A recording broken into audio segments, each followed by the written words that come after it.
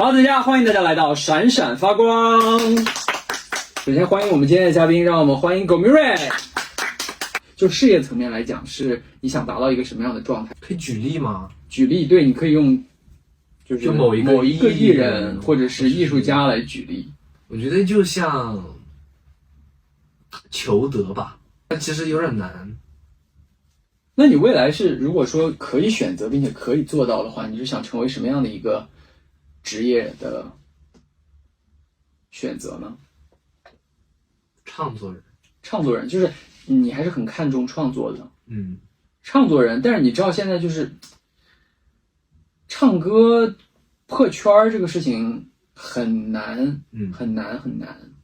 有没有什么就是自己现在在做的一些准备呢？因为这个东西如果我们说就等着然后就做，其实很难。你看为什么开这个视频播客，也是因为就是很多职业它其实到了发展到一定阶段以后，它势必是没有那么容易就是上一个新的阶段的。你也应该很了解这个情况，为什么还是会决定要当一个创作人呢？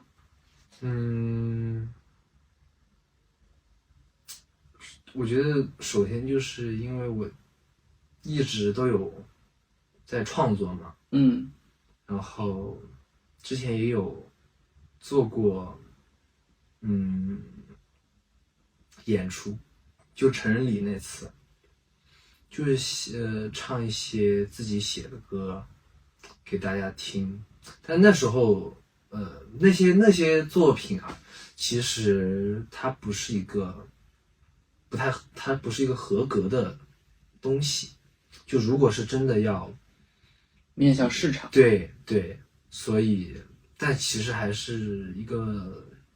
梦想嘛。其实因为我现在想的更多的是就不是为了生计，而是为了梦想，因为可能正在这个阶段，对，还算年轻，而且我觉得像搞创作这一类，你活得越久，越有东西可说，是吧？对，就是你不能让一个19、20岁的一个大学生，让他来聊聊人生，对，让他给你唱，什么是爱，什么是社会，什么是婚姻，就各方面，要活个几十年才能够可能会悟透的一些道理，他不可能给你讲出来，讲的不可能给你讲的很好，就可能会有啊，当然可能会有，但是我是讲不出来。你说你这段时间其实还是比较想就是沉浸在学校里面，就是比较怎么说呢，认真的学习，然后过2年再看要不要在舞台上和大家再见面。那其实这个行业本身就是比较残酷的，你有没有想过就是可能等你再回到这个行业的时候，其实可能就是认识你的朋友们就已经走远了，或者是就是当你再重新想加入这个被大家看到的这么一个名单当中的时候，就不是那么简单的事情了。这个事情你有想过吗？有啊，因为他肯定不是就是说我想我就一定能做到嘛，就是我只是去看看尝试的，再去做一些我想做的事情，看看能不能成功。如果不能成功，就说实话，就可能以后就找个班上，就像那种坐班的形式也不是没有可能的，就其实是对我来说是无所谓的。你对舞台好像没有特别强的，我对舞台是有渴望，但是因为像你也说这个很残酷，就是可能我的作品啊，然后我的演唱，我的专业能力啊，就达不到能够破圈的那种地步。但是其实很多时候这个东西和专业能力只是一方面，就还有气运，对，就是业务和人气是两码事儿嘛。有的时候人气可以就是弥补很多业务层面的东西，在喜欢你的朋友们的眼中，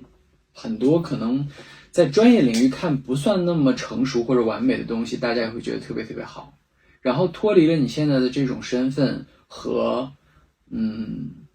某种来自大家这个包容或者是喜爱的滤镜，其实这个东西单来聊业务能力的话，其实是更难更残酷的事情。你说离开学校以后再去打拼的话，就会面临这些问题，这些你有思考过吗？有，因为其实现在也有在想着要不要就在上学期间也做一些舞台什么的。说实话，就是我觉得要等到我完全准备好，就大学毕业之后再去拼，我觉得可能稍微是有点晚的。就是看能不能这2年吧。但是生活没有完全准备好，对，人永远不可能完全准备好。就是说，就像我们这个节目，我也不是说就是一定要搞到一个极致的怎么样再开始录，就是开始嘛，总归是最好的。你现在没有开始做的原因是，就是想让自己休息一下吗？其实已经准备的差不多了，就是如果要做这个事情的话是可以，因为之前也有一段时间非常，就是高考完之后有一段时间很情绪很不稳定。为什么呢？那段时间很焦虑，就不知道自己能不能考上大学，然后还有就是自己清楚自己到底是自己的能力有多少。所以因为后面公司也问要不要做演出什么什么的，我都因为个人原因就拒绝了。然后所以但现在我觉得其实最重要的就是如果实力达到一定级别的话，就会让我变得自信。我觉得但是我听下来我感觉就是你我不知道你是在就是跟我们的表达当中传递的这种感觉，还是事实就是这样，就感觉你有点拧巴。是有人对，然后这个拧巴的成分含量还不低呢。是，就是感觉你既又觉得舞台是有野心有向往的，然后呢公司或者说你自己拍一些什么样的方式也好，来在大家面前多多出现营业展示或者做舞台，你又会拒绝，就是确实比较拧巴。这一点我觉得这次的对谈当中感受比之前更明显了一些，以至于到我把它专门提出来说，这一点你自己有感受到吗？我感受得到。为什么会这样？你觉得？但是其实也是前几个月的状态了，就现在我已经就是调整过来了。就如果要做的话可以做。那你觉得如果要做的话会用什么样的形式呢？舞台啊。舞台自己做一个舞台吗？什么样的方式啊？就是可能如果没有很多的这种比如灯光或者是什么音响这些的帮忙，怎么做一个舞台啊？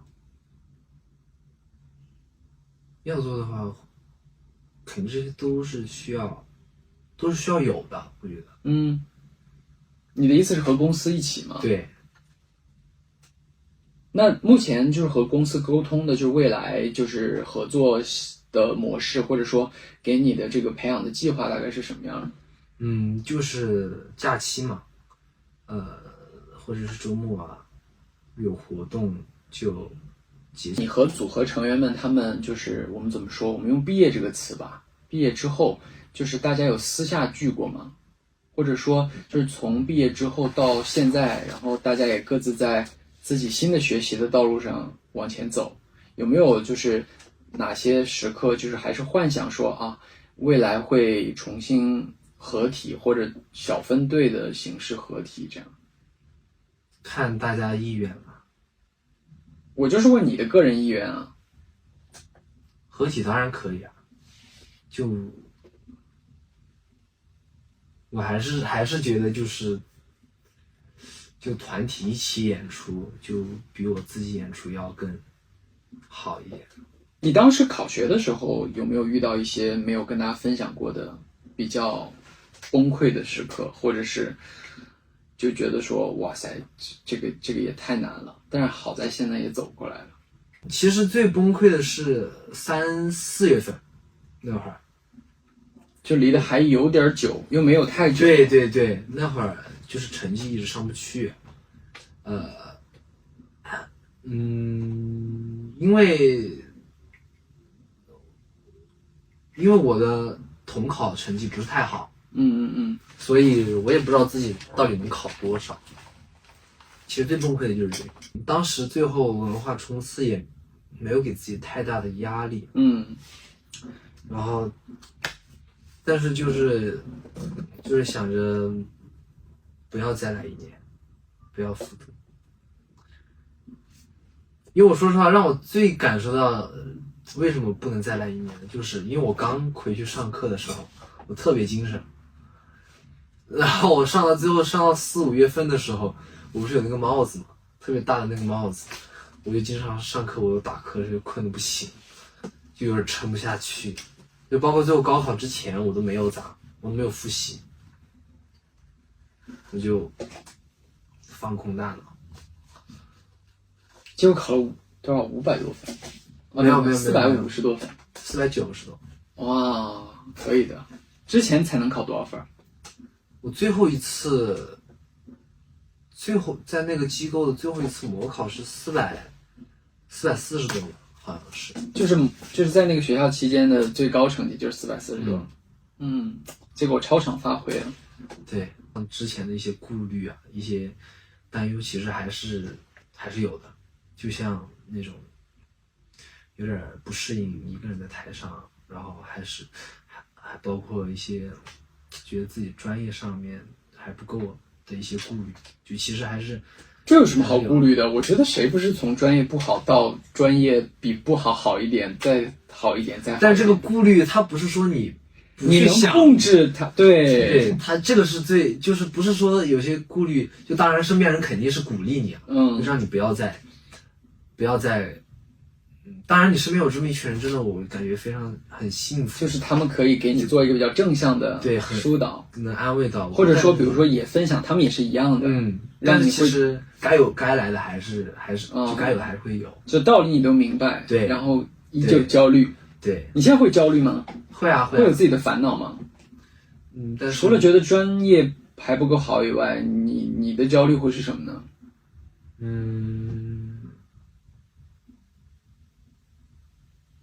还能不能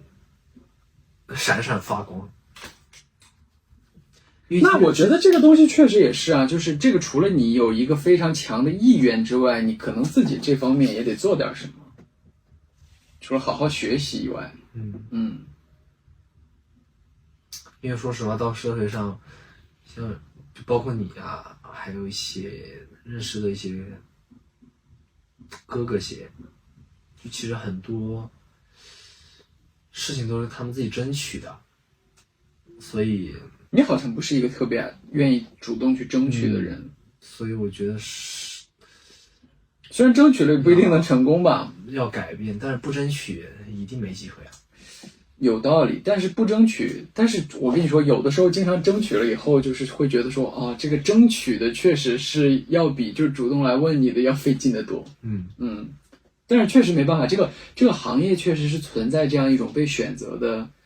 一种属性在的。你现在会习惯这个吗？就是现在离公司可能2个城市稍微远一点，你会对这个演艺行业有一些什么新的认知吗？比如说关于被选择啊，或者是这个不确定性啊等等的这些行业属性。还没有太强的感受。因为之前其实一直是被公司保护着的嘛，所以说实话还没有真正的，虽然说还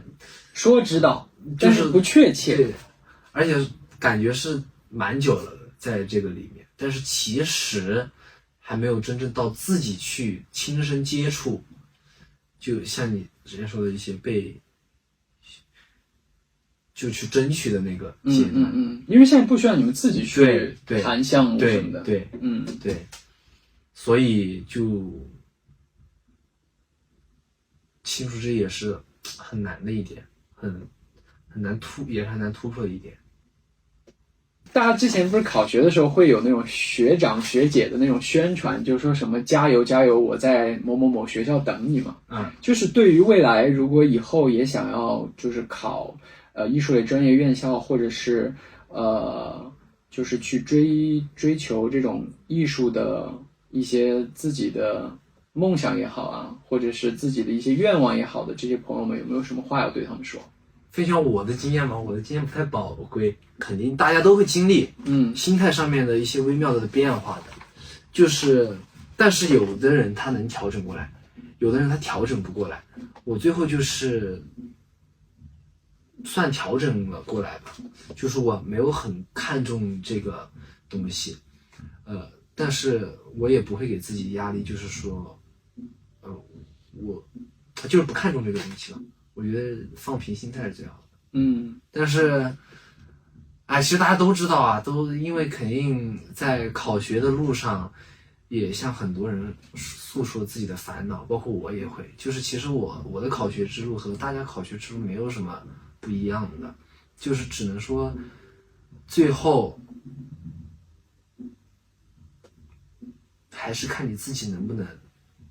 想通这个事情，就。考学不是唯一的出路。你给他的经验就是考不上也没关系。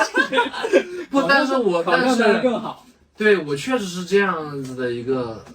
心态，因为，但是我觉得这种不破不立的心态也不能说它不对，只是现在这样说起来比较搞笑。而且就是给现在如果他正在经历很挣扎的这个阶段的话，我说这样的话其实会不太好。但是他确实，我觉得一定要自己想通。我后来就想通了。我觉得其实还有一点就是，我觉得学习的环境很重要。我是和文化班一起，可能相对就是更沉下来一点。对，而且因为文化班大家的，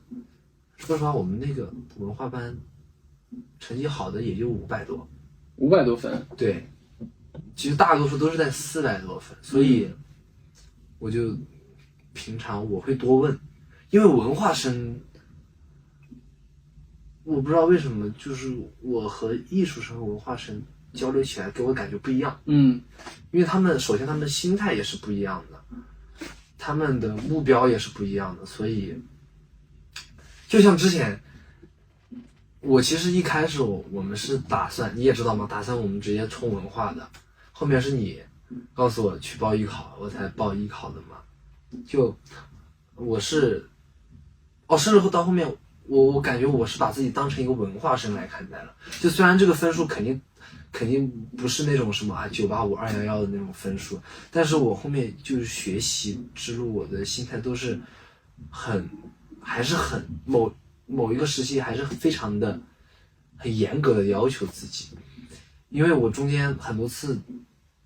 学崩了，就是一直考不好，然后我就虽然我崩溃了，但是我崩溃之后，我在想我为什么考不好，然后我会去找自己的原因，就有些时候可能是一些低级的失误，有些时候可能就是可能某个知识点我没有串起来，还是怎么样，反正总归，我对我的艺考之路还是。比较满意的，我觉得，自己的心态也很重要，然后学习的环境也很重要，还有就是家庭也很重要。我父母是蛮支持我的，而且在我学习的过程当中，他们也不会，因为我的成绩可能要不就是没考好，或者是没有长进而着急。他们给我时间，给我空间，让我自己去消化。他们也就说实话就没有怎么插足我的学习，这让我有很多的空间去思考，然后压力相对来说少很多。而且，我还是觉得，家庭他不能给你过多的压力，他也不能在高考的前几天过于的啊，比如说我这几天我给你做特别好吃的东西啊，我一定要给你做汤啊，做什么大鱼大肉啊，一定要犒劳好你，然后让你拥有一个，我觉得那样子也会有压力。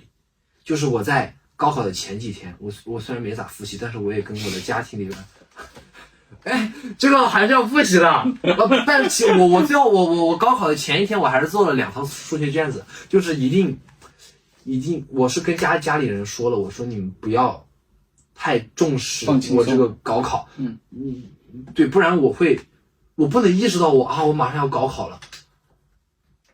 也不能就是说啊，大家全家因为我这个高考都在为我以我为中心去做很多一些啊，就是像做菜啊，做好吃的那些，我觉得这些也是不能有的，不然会很大负担，就是无形之中的一些压力。焦虑也是很重要，因为我是主动去说这件事情的，所以我觉得，因为其实很多学生，我觉得很缺乏一些交流，他们在面对父母或者家庭的时候，他们会不敢说话。我觉得我为什么要给我马上要给家长建议了，你知道吗？我说父母也要多和孩子及时沟通。我在干嘛？你要是有考上的决心，你一定能考上的。可以，我觉得还是最重要的是要相信自己。对，不管是在哪一个，就是真的这一段时间都感觉哇太黑暗了的这个时刻，其实也不能觉得自己不可以。对，最重要的还是要相信自己，因为谁都不相信你都可以，你自己必须要相信你自己。对，好，今天狗狗也跟大家聊了很多，然后确实也是没有在学校里面，就是真的来到狗狗的大学，然后感受了一番。中午狗狗还请我吃了一个食堂，然后听说待会儿要带我去学校的什么美食街感受一下川音的美食，然后之前也没有正式的在就是会屏幕前或者是怎么样的场合恭喜狗狗还是圆梦了自己想去的音乐学院。然后我们也希望所有的不管是之前知道狗狗也好，还是不知道狗狗的朋友们也好，就是为自己的梦想去拼搏的所有的每一个闪闪发光的你们都能够亲手触碰到自己想要去捉住的那颗闪闪发光的星星吧。希望大家都能够和狗狗一样梦想成真。然后再一次谢谢狗狗今天和我们一起聊天，谢谢。好，那也期待未来能够在更多的场合和舞台上见到狗狗的身影。那今天就闪闪发光到这里了，希望我们很快下一期节目跟大家见面，拜拜。